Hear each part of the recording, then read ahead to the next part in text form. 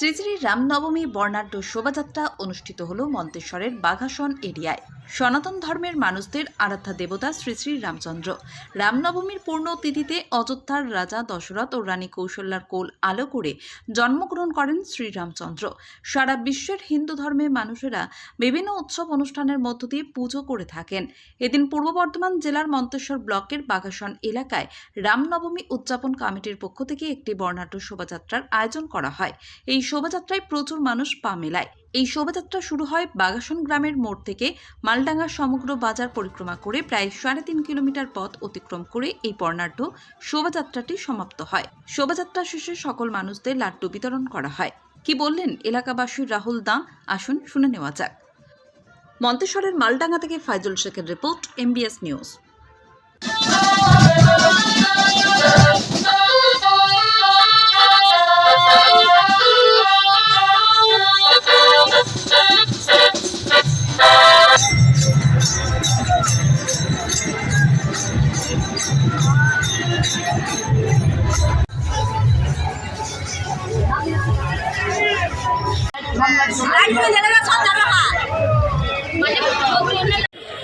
আজকে আমাদের শুভ রামনবমী।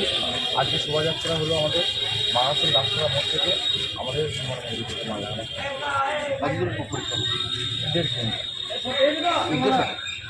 উদ্দেশ্য একটাই, রাম কারো কেনার সম্পত্তি নয়, ধর্ম জাতীয় উৎসব সবার, তাই রাম সকলের, তাই শোভাযাত্রা আমাদের 5 বছর ধরে জাতীয় সমাগম হয়েছিল।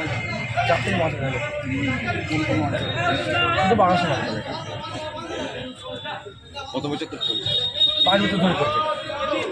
কোথায় থেকে কোথা হলো? বাংলাদেশের দাসপাড়ার মোড় থেকে মালডাঙ্গা বাস স্ট্যান্ডে হনুমান মন্দির।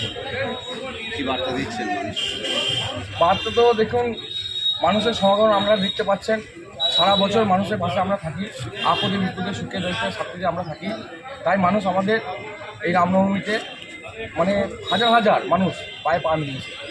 এই যে বলছেন যে আমাদের বাঘাসন অঞ্চলের মানুষ, বলছি কি এটাকে কোনো একটা রাজনৈতিক বাহিনীর কথা বলছে না, আপনার জমাতে রাজনীতি লাইনে এখানে কথা বলবো। এটা হচ্ছে যে মানে রামের আজকে শোভাযাত্রা, রামনবমী শোভাযাত্রার মাধ্যমে মানুষের সম্প্রীতি বার্তা এখানে দেওয়া হচ্ছে, মানুষের ভালোবাসা বার্তা দেওয়া হচ্ছে।